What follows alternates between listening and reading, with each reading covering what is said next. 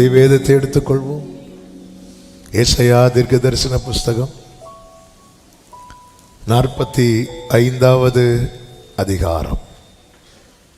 ஏசாயா 45வது அதிகாரம் 1வது வசனத்தை வாசிக்கிறேன். வாசிங்க. கர்த்தராகிய நான் அபிஷேகம் பண்ணின கோரேசுக்கு முன்பாக ஜாதிகளை கீழ்ப்படுத்தி ராஜாக்களின் இடைக்கட்டுகளை அவிழ்க்கும்படிக்கும் அவனுக்கு முன்பாக வாசல்கள் பூட்டப்படாதிருக்க கதவுகளை திறந்து வைக்கும் படிக்கும் அவனை பார்த்து அவன் வலது கையை பிடித்துக் கொண்டு அவனுக்கு சொல்லுகிறதாவது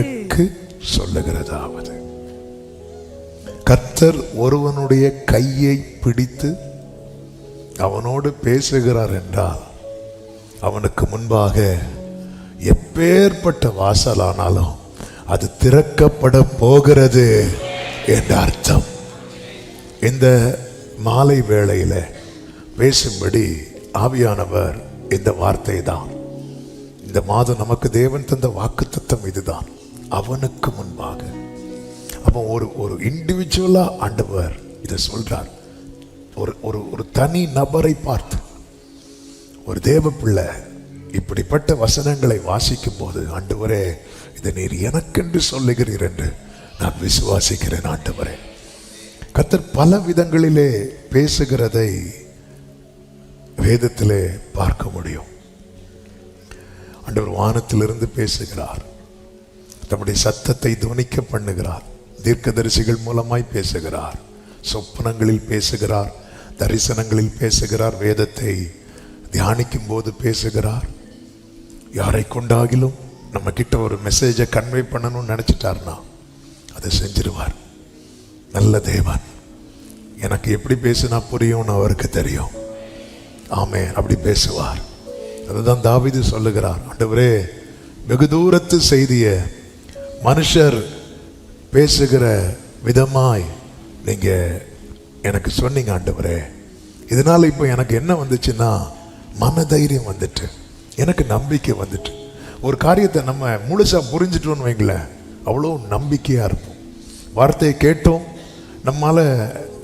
நம்ம கலக்கத்தோடு இருக்க காரணம் என்ன அப்படின்னா நமக்கு அந்த வசனம் சரியாக புரியவில்லை. உண்மையில இயேசு 3 வருஷம் சீஷர்கள்ட்ட அதிகமா பேசினது ஆமென் அவர் பாடு மரணத்தை குறித்தும் அவருடைய உயிர்த்தெழுதலை குறித்தும். அவங்களுக்கு அது புரியாததுனால அவர் உயிர்த்தெழுந்த அந்த நாளில் அவங்க அறை கதவெல்லாம் அடைச்சிட்டு இருந்தாங்க. அந்த விஷயம் மட்டும் அவங்களுக்கு புரிஞ்சிருந்துன்னா அந்த அதிகாலையில் ஆளை யார் போயிருப்பாங்கன்னு நினைக்கிறீங்க? அதிகாலையில் இல்லை, முந்தின நாள் நைட்டே போய் ரெடியாக இருப்பாங்க. நமக்கு ரொம்ப வேண்டப்பட்டவங்க வெளியூர்லேருந்து ரொம்ப நாள் கழித்து வராங்க அப்படின்னா அவங்க 2 மணிக்கு ஒரு கழித்து நம்ம ஏர்போர்ட்டு போக மாட்டோம். கூடுமான வரையில் எவ்வளோ சீக்கிரமாக போய் நிற்க முடியுமோ சீக்கிரமாக போய் நிற்போம். முந்தின நாள் நைட்டே போய் உக்காந்துருப்பாங்க. ஆமென். ஏன்னா அவங்களுக்கு புரியல. அது கர்த்தருக்கு மகிமை உண்டாவதாக. தேவன் நமக்கு புரியும்படி பேசுகிறவர். இன்னொரு விதத்தில் ஆண்டவர் பேசுகிறத பார்த்தீங்கன்னா, அவர் பேசும்போது அவருடைய கரம் நீட்டப்படுகிறதை வேதம் நமக்கு காண்பிக்கிறது. அப்படி ஆண்டவர் 3 விதங்களிலே பேசுகிற அனுபவத்தை நான் இந்த மாலை வேளையிலே சொல்லி நான் ஜெபிக்கும்படி விரும்புகிறேன். ஆமென். 1, அவர் கரத்தை நீட்டி தொட்டு பேசுகிறார். எல்லாரும் சொல்லுங்க பார்க்கலாம். பேசுறதுக்கு முன்னாடி தொடுகிறார். சில சொல்லுவாங்க தொட்டு பேசாத அப்படிமா. ஆண்டவர்கிட்ட சொல்லக்கூடாது, ஆண்டவர் தொடணும். தொட்டு பேசாத, தொடாம பேசு. ஆண்டவர்கிட்ட சொல்லணும், தொட்டு பேசுங்க ஆண்டவரே. ஆமென். ஆமென். தொட்டும் பேசுவார், தட்டியும் பேசுவார். தொட்டு பேசுறார். 2வது கரத்தை மேலே வைத்து பேசுகிறார். 3வது கரத்தை பிடித்து பேசுகிறார். இந்த மூன்று அனுபவங்களை காண்பிக்கிறது, 3 நிலைகளை காண்பிக்கிறது. இந்த 3வது நிலைதான் என்னவென்றால் கரத்தை பிடித்து. இப்போ மீட்டிங் முடிஞ்சதும் பெற்றோர் பிள்ளைங்க கையை பிடிக்கிறது எதுக்கு தெரியுமா? எதற்காக?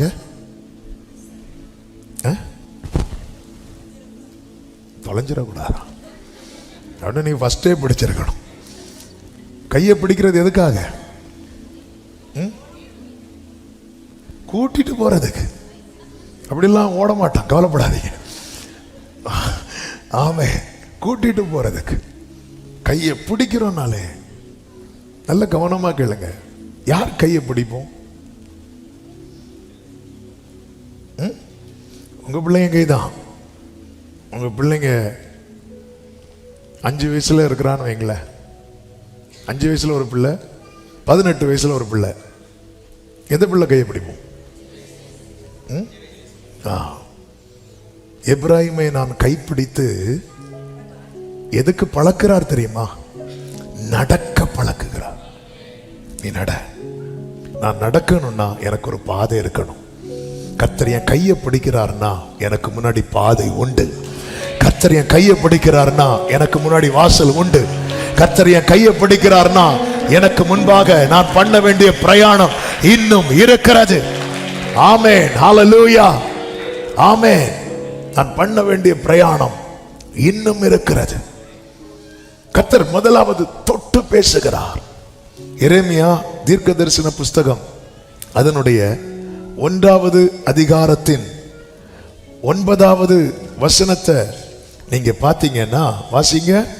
கர்த்தர் தமது கரத்தை நீட்டி, கர்த்தர் தமது கரத்தை நீட்டி என் வாயை தொட்டு இதோ என் வார்த்தையை உன் வாயிலே வைக்கிறேன் அப்படிங்கிறார். அவர் எதுக்கு பேசுறதுக்கு முன்னாடி தொடுறார் அப்படின்னா, வசனத்தை என் வாயில வைக்க. நல்ல கவனமா கேளுங்க. ஏன் வார்த்தையை வைக்கிறதுக்காக கர்த்தர் தொடணும்?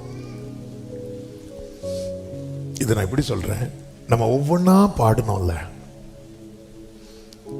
இந்த வார்த்தை காலையில இருந்து மெடிடேட் பண்ணிட்டு இருக்கும் போது இந்த பாடலையும் கூடவே பாடி பாடி இந்த வார்த்தையை வைத்த கொஞ்ச நேரம் மெடிடேட். அப்போ ஆவியானவர் என்கிட்ட இடைப்பட்டு சொன்ன ஒரு வார்த்தை, நான் எங்க தொடுறேனோ அங்க என் வார்த்தையை வைப்பேன். ஆண்டவர், அப்போ என்னுடைய என் கண்ணை நீங்க தொட்டீங்கன்னா என் கண்ணில் வார்த்தையை வைப்பீங்க. அப்போ என் கண்கள் இந்த வசனத்தை பார்க்கும். என் காதை நீங்க தொட்டீங்கன்னா என் காதுல வார்த்தையை வைப்பீங்க. அப்போ என் காதுகள் அந்நிய சத்தத்தை கேட்காது, உம்முடைய சத்தத்தை கேட்கும். என் நாவை நீங்க தொடுவீங்கன்னா என் நாவில வார்த்தையை வைப்பீங்க. அப்போ என் வாயில் அவிசுவாசம் பேசப்படாது, வாசனம் பேசப்படும். என் இருதயத்தை நீங்க தொடுவீங்கன்னா என் இருதயத்தில் உங்க வார்த்தையை வைப்பீங்க. நல்ல கவனிங்க.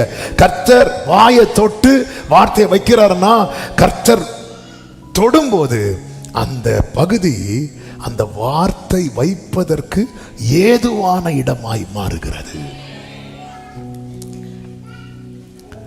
ஏசாயா சொல்லுகிறான், ஐயோ நான் அசுத்த உதடுகள் உள்ளவன்.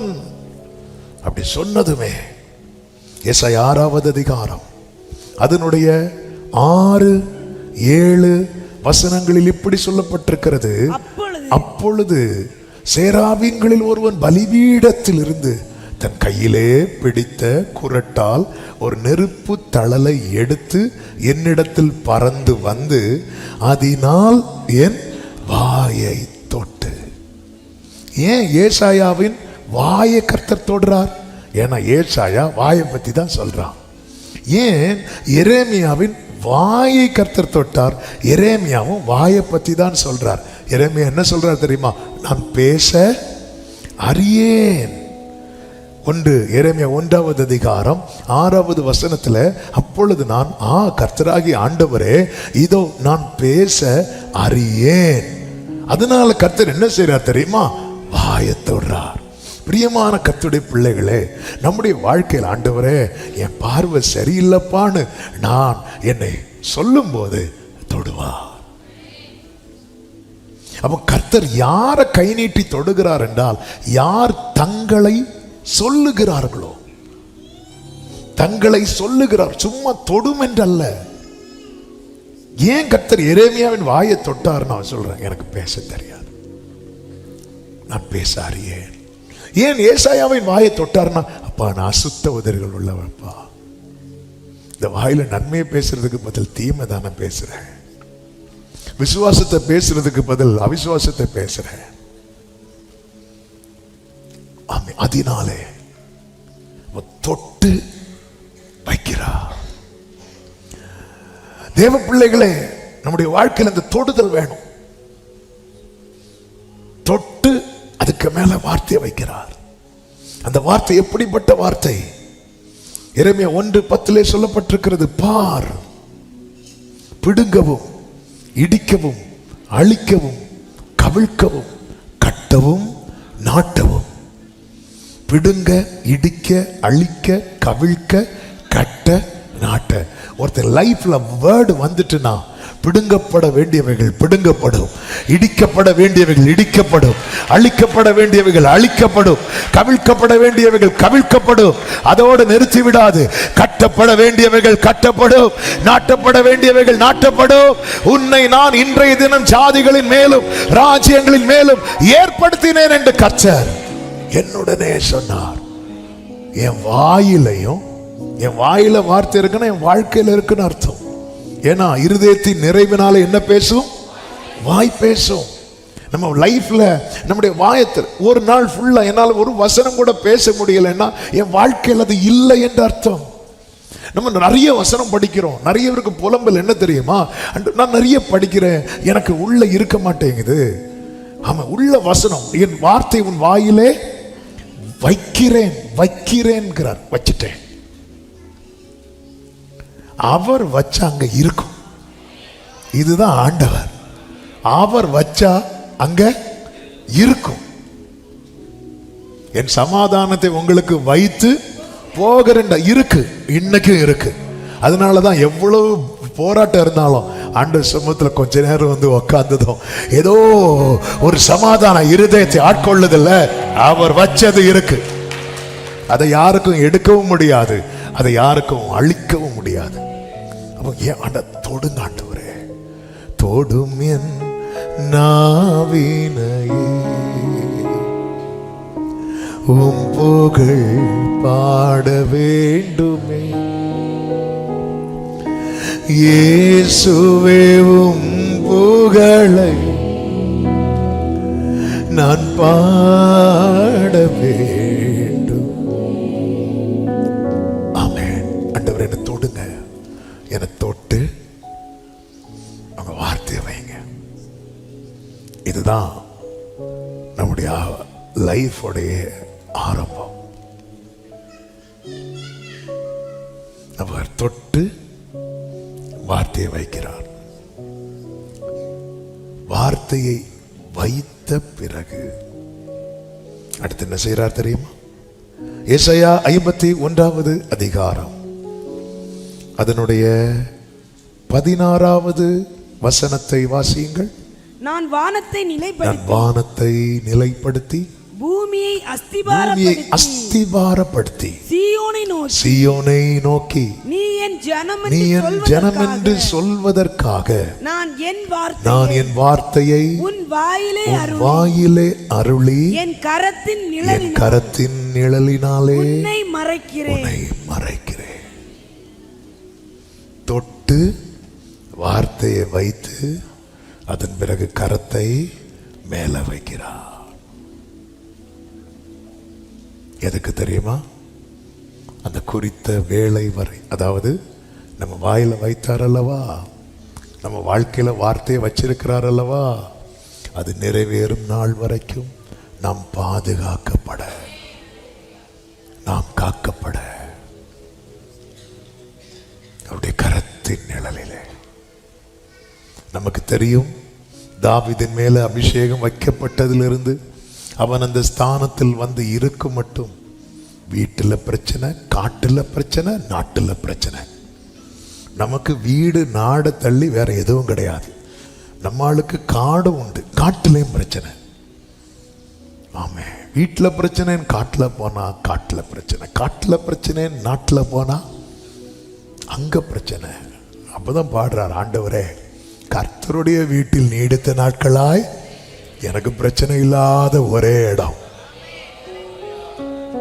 ஆனா அது வரைக்கும் சிங்கத்தின் பற்களுக்கும் அவனை விட்டு கொடுக்கவில்லை, கரடிக்கும் அவனை விட்டு கொடுக்கவில்லை, சவுலின் அம்புகளுக்கு விட்டு கொடுக்கவில்லை, கோலியாத்துக்கு விட்டு கொடுக்கவில்லை.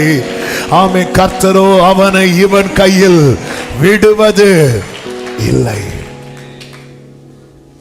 கர்த்தர் தொடணும்னா நான் என்ன சொல்லணும்? நான் என்ன சொல்லணும்? கர்த்தர் அவருடைய கையை என் மேல வைக்கணும்னா அவருடைய நெருக்கத்துக்கு நான் என்ன ஒப்பு கொடுக்கணும். புரியலையா? தாவீது சொல்லுவார், முற்புறத்திலும் பிற்புறத்திலும் நீர் என்னை, அவருடைய நெருக்கத்துக்கு என்ன ஒப்பு கொடுக்கணும். அவர் நெருக்குவார். நெருக்குங்க ஆண்டவரே. நம்ம அவருடைய நெருக்கத்துக்கு ஒப்பு கொடுக்க தயங்கி உலகத்தின் நெருக்கத்தில் போய் மாட்டிக்கிறோம். முட்கள்ல சிக்கிக் கொள்ளுகிறோம். உலக கவலை, லௌகீக இன்பங்கள், ஐஸ்வர்ய மயக்கம், இதிலெல்லாம் போய் மாட்டி நம்ம பலனட்டு போகிறோம். ஆனா தேவனுடைய நெருக்கம் என்று ஒன்று இருக்கிறது. கர்த்தர் நெருக்குவார். மோசையை நெருக்கினார். பாத்தீங்களா? இதுக்கு மேல சான்ஸே கிடையாது. ஆமே. உடனே மோசையின் மனைவி ஒரு கல்லை எடுத்து மோசையின் பையனுக்கு என்ன பண்றா? விருத்த சேதனம் பண்றா. அந்த நெருக்கம்.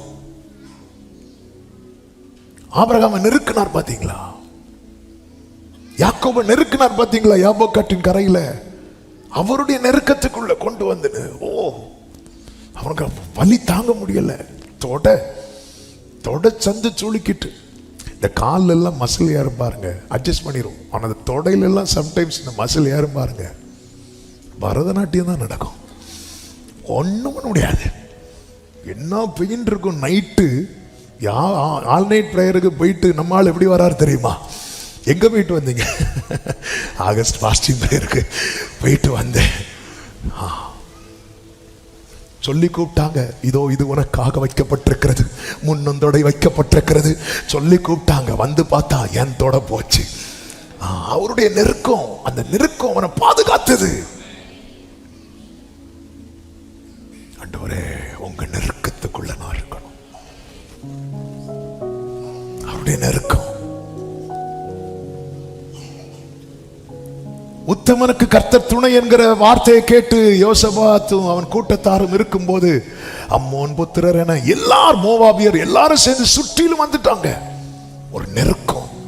அந்த நெருக்கத்துக்குள்ள இருந்து ஆண்டவரை பார்க்கிறாங்க. ஆண்டவருடைய நெருக்கம். தேவனுடைய நெருக்கத்துக்குள்ள சீஷர்களை கொண்டு வந்து வைக்கிறார். அக்கறைக்கு போகும்படி துரிதம் ஃபோர்ஸ் பண்ணி அனுப்புறார். இவங்க மேலாம் அவருடைய கரம் இருக்கும். ஆண்டவருடைய நெருக்கம். ஆபிரகாம் அனுப்புற, போ, உன் மகன் ஈசாக்கை நான் உனக்கு குறிக்கும் மலைகள் ஒன்றில் எனக்கு பலியிட கொண்டு போ. ஆண்டவருடைய நெருக்கம். வேற ஆப்ஷனே கிடையாது. வேற ஆப்ஷனே கிடையாது. கெத்செமனே தோட்டத்திலே தேவனுடைய நெருக்கம் இயேசுவுக்கு உண்டானது. வேற ஆப்ஷன் கிடையாது. தேவனுடைய நெருக்கம் என்றால் வேற ஆப்ஷனே கிடையாது. வேற ஆப்ஷன் கிடையாது. பிதாவே, எல்லாம் செய்ய உம்மால் ஆகும். இந்த பாத்திரம் என்னை விட்டு நீங்க கொடுமானா, நோ ஆப்ஷன்.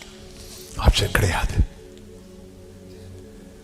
தேவ பிள்ளைகளுக்கு ஆண்டவர் ஆப்ஷன் வைக்க மாட்டார். உலகத்துக்கு ஆப்ஷன் வைப்பார். உலகத்துக்கு ஆப்ஷன் வைப்பார். மிரியாமுக்கு ஆப்ஷன் கிடையாது. நெருக்கம். அடிச்சுட்டாரு. தகப்பன் தன் பிள்ளைய துப்பினது உண்டானால் அப்படிம்பார், ஏன்னா அப்பா அப்படிம்பார். சிலரை பாருங்க, வழுவி போகிற மனதுடையவர்கள் என்று சொல்லி விட்டுருவார். நிறைய பேரை விட்டுட்டார். ஆனா பைபிள்ல சிலரை விட்டவே மாட்டார். நெருக்கி முற்புறத்தில் பிற்புறத்தில் நீரனை. ஏன் தெரியுமா? என் ஆண்டவரை நெருக்கிறீங்க, என்னை ஆண்டவர் நெருக்கிறீங்க. ஏன்னா உனக்கு தெரியல, நான் சொல்லவா? என் வார்த்தைய நான் உன் வாயில வைத்திருக்கிறேன். தேவனுடைய நெருக்கத்துக்குள்ளா இருக்கிற சகோதரா, சகோதரி, இந்த மாலை வேளையில இந்த சத்தத்தை கேள். கர்த்தருடைய வார்த்தை உன் வாயில இருக்கிறது. யோபுவுக்கு உண்டான நெருக்கத்தை பார்த்தீங்களா? என்ன பாதுகாப்பு, என்ன பாதுகாப்பு. அந்த தீபத்தை அணையல. அணைக்க விடல.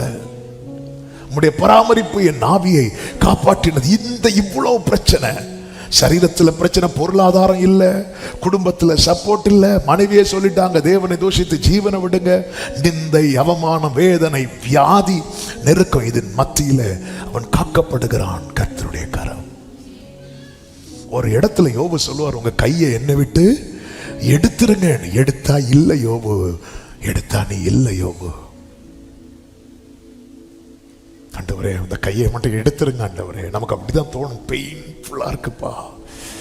32வது சங்கீதத்தில் தாவீது சொல்லுகிற, நம்முடைய கரத்தை என் மேல எப்படி வைக்கிறீர் தெரியுமா?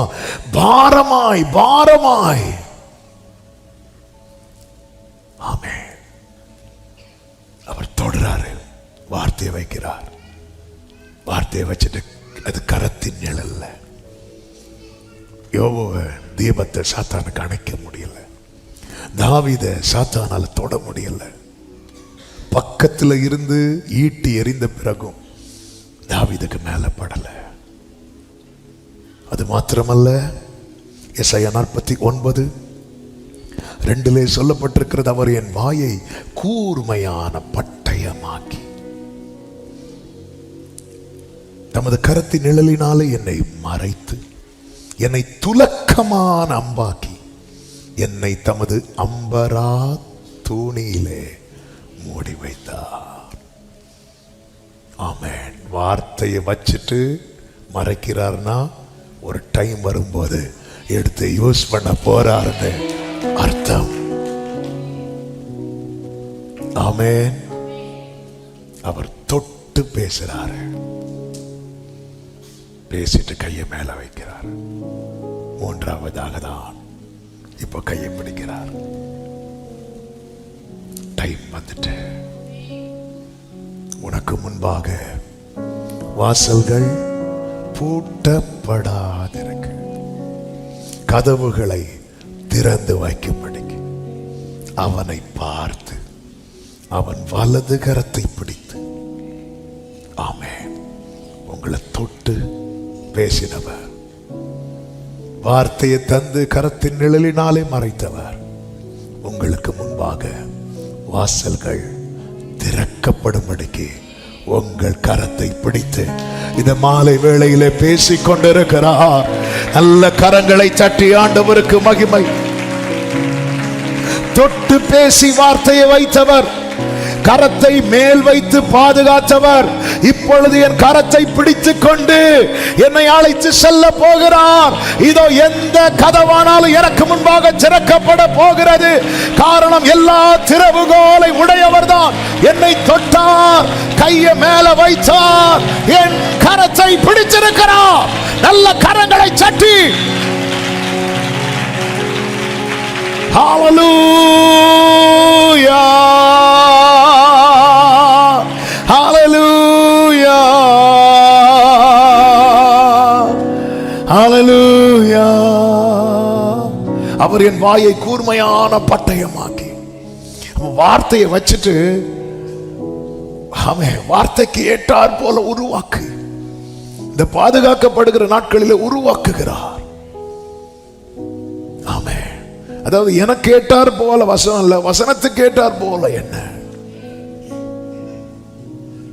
Glory Jesus. எசாயா 49 ஜீசஸ் கிரைஸ்ட குறித்த தீர்க்க தரிசன வார்த்தை இது. அவர் எப்படி மறைத்து வைத்து பாதுகாத்தார் பாத்தீங்களா? ஏற்ற வேளை வந்த போது அவர் புறப்படுறார் பாருங்க. அவருக்கு முன்னாடி டோர்ஸ் எல்லாம் ஓபன் ஆயிட்டே இருக்கு. அவர் வனாந்திரத்தை கொண்டு போகப்பட்டார். வனாந்திரத்திலிருந்து கலிலேயாவுக்கு போனார். அவர் பயணித்த பாதையில ஏரோது அவரை கொலை செய்ய பார்த்தார். அது மாத்திரமா, எத்தனை பிசாசு அவரை மலையிலிருந்து தள்ளிவிட பார்த்தான். ஆமென். பல நேரத்துல நமக்கு முன்னாடி டோர் இல்லைன்னா சாத்தான் வந்து நம்மளை டெம்ப்ட் பண்ணுவான், உன் லைஃபை முடிச்சிடணும். இல்லை, என்னை தொட்டு வார்த்தையை வைத்தவர், தமது கரத்தின் நிழலினால என்னை மறைத்தவர், என் கையை பிடிச்சு சொல்றார், உனக்கு முன்பாக வாசல்கள் பூட்டப்படாதிருக்க. ஆமா, எத்தனை பேர் நம்புறீங்க? கட்டில மூடி ஜெபிக்கலாமா? இந்த 3 அனுபவம் என் வாழ்க்கையை அழகாக்கும், அர்த்தமுள்ளதாக்கும். முடிந்தால் முழங்கால் படியிட்டு ஆண்டவருடைய தொடுதலுக்காக முதல்ல தொடுங்க. கையை மேல வைங்க, என் கையை பிடிச்சிருங்க. ஒரு 5 நிமிஷம் ஜெபம் பண்ண போறோம். தொடும் என் கண்களை உம்மை நான் பார்க்க வேண்டும். இயேசுவே உம்மையே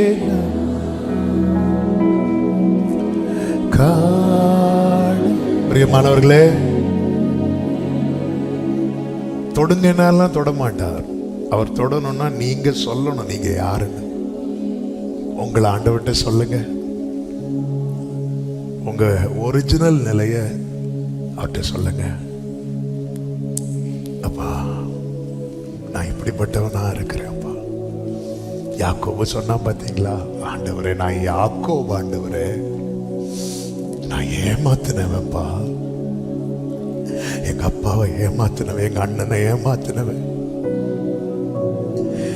நீங்க உங்களை சொல்லும் போது அவர் தொடுவார். நீங்க உங்களை சொல்லுங்க அவர்கிட்ட. எரேமியா சொன்னா, அப்பா எனக்கு பேசவே தெரியாது, நான் சிறு பிள்ளை. ஆண்டவர் சொல்ல, நீ அப்படி சொல்லாதடா, பார் நீ உன்னை சொல்லு, உன் பலவீனத்தை சொல்லு, உன் குறைய சொல்லு. நீ சொல்லும் போதே தொற்றுவார். நீ சொல்லும் போதே தொற்றுவார். நீ உன்னை சொல்லும் போதே அவருடைய கரம் உன்னை தொடும். அவர் தொட்டுட்டார்னா அந்த இடத்துல கர்த்தருடைய வார்த்தை வைக்கப்படுகிறது. அவர் தொட்டுட்டார்னா தொடும் என் நாவினை உம் புகழ் பாட வேண்டும்.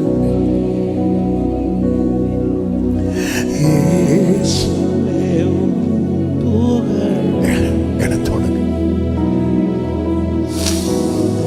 தொடுங்க ஆண்டவரே, தொடுமே ஆண்டவரே, தொடுமே ஆண்டவரே, எங்களை தொடுங்கப்பா.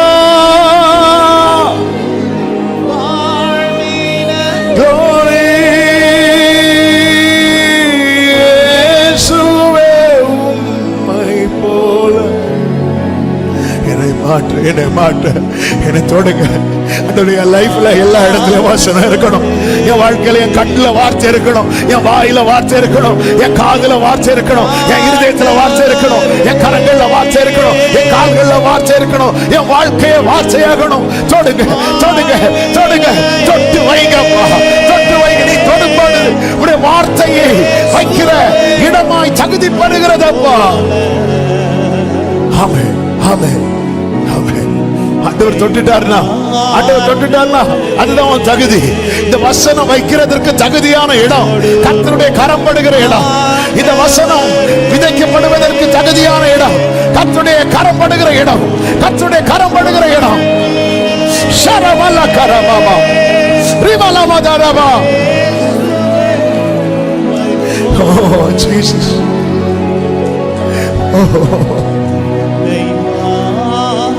நீங்க தொட்டா நான் தகுதியாயிருவேன். நீங்க தொடலைனா நான் தள்ளப்படுவதற்கு எதுவாயிருவேன். ஒரு வாட்டி தொட்டுருங்கப்பா, என்னை ஒரு விஷயம் கூட தொடுங்கப்பா. என்னை தொடுவீராக, தொடுவீராக, தொடுவீராக. உங்களை சொல்லுங்க, தொடுவா. அவருடைய நெருக்கத்துக்கு உங்களை ஒப்பு கொடுப்பீங்களா? ஆண்டவரே, நான் உலகத்தின் நெருக்கத்துக்குள்ள இருக்கக்கூடாது, உங்க நெருக்கத்துக்குள்ள இருக்க விரும்புறேன். என்னை எப்படி நடத்தணுமோ, என்னை எப்படி வைக்கணுமோ அப்படி வைக்க என்னை ஒப்பு கொடுக்கிறேன். அப்படி சொல்றவங்க கரங்களை உயர்த்தி, கரங்களை உயர்த்தி ஒப்பு கொடுக்கிறேன். முற்புறத்தில் பிற்புறத்தில் நீங்க என்ன நெருக்குங்க, நீங்க என்ன நெருக்குங்க. நான் பிசாசு நெருக்கத்துக்குள்ள இருக்கக்கூடாது, நான் உலகத்தின் நெருக்கத்துக்குள்ள இருக்கக்கூடாது. உங்க கரத்தை மேல. ஆமென். Yes father. அவருடைய நெருக்கத்துக்குள்ள இருக்கிற அன்பு சகோதரா சகோதரி, அவருடைய தீர்மானத்தின்படி அழைக்கப்பட்டிருக்கிற சகலமும் உனக்கு நன்மைக்கு ஏதுவாய்தான். சகலமும் சத்துரு எவ்வளவுதான் உனக்கு விரோதமாக எழுப்பினாலும் கர்த்தர் உன்னை அவன் கையில் விட்டு கொடுக்க மாட்டார், ஒப்பு கொடுக்க மாட்டார். தொடுமே ஆண்டவரே, தொடுமே வாழ்வினையே, இயேசுவே உம்மை போல என்னை. இப்போ கர்த்தர் கரத்தை பிடிக்க விரும்புறார். எத்தனை பேர் உங்க கையை கொடுக்கிறீங்க? வலது கரத்தை உயர்ச்சி. என் கரத்தை பிடிச்சிருக்க, என் கரத்தை பிடிச்சிருக்க. நான் உங்களை பிடிச்சா விட்டுருவேன், நீங்க என்ன பிடிங்க. நீங்க கையை பிடிக்கும் போது எனக்கு தெரியும் இந்த பாதை நேராய் போகிறது, எனக்கு முன்பாக வாசல்கள் திறக்கப்பட போகிறது. என் கரத்தை பிடித்து அவனுக்கு முன்பாக வாசல்கள் பூட்டப்படாதிருக்க அவன் கரத்தை பிடித்து அவனை பார்த்து அவனுக்கு சொல்லுகிறதா,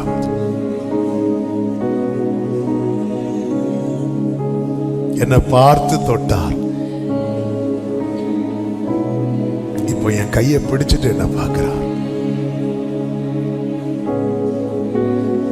அப்படியே அதை நீங்க கொஞ்சம் இமேஜின் பண்ணி பாருங்க. சர்வ வல்லவர் உங்க வலது கையை பிடித்து உங்களை பார்த்து,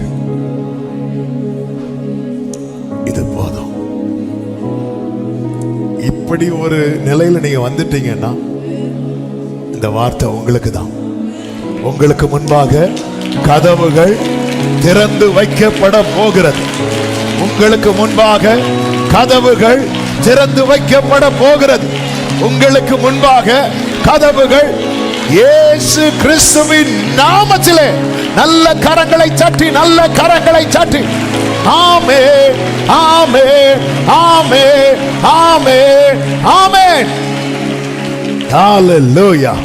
நன்றி தகப்பனே, உம்முடைய பிரசன்னத்துக்காக நன்றி. ஆரம்பம் முதல் மட்டும் பொறுப்படுத்தி நடத்தி வருகிற தயவுக்காக நன்றி. எங்களை தொட்டு கரத்தை எங்கள் மேல வைத்து எங்கள் கரத்தை பிடித்திருக்கிற எங்கள் ஆண்டவராகிய இயேசுவே, எங்களுக்கு முன்பாக வாசல்கள் பூட்டப்படாதிருக்க கதவுகளை திறந்து வைத்து விட்டீர். அதற்காக ஸ்தோத்திரம். ஒவ்வொருவரும் இந்த நல்ல அனுபவத்திலே நடத்தும் கிருபை பெருகட்டும். உமக்கே எல்லா மகிமை இயேசு கிறிஸ்துவின் நாமத்தில் பிதாவே, ஆமென். என் ஆத்துமாவே கர்த்தரை ஸ்தோத்திரி, முழுவதுமே அவருடைய பரிசுத்த நாமத்தை ஸ்தோத்திரி. என் ஆத்துமாவே கர்த்தரை ஸ்தோத்திரி, கர்த்தர் செய்த சகல உபகாரங்களை மறவாதே. ஆமென். ஹalleluya. God bless you. கர்த்தர் உங்களை ஆசீர்வதிப்பாராக. ஆமென்.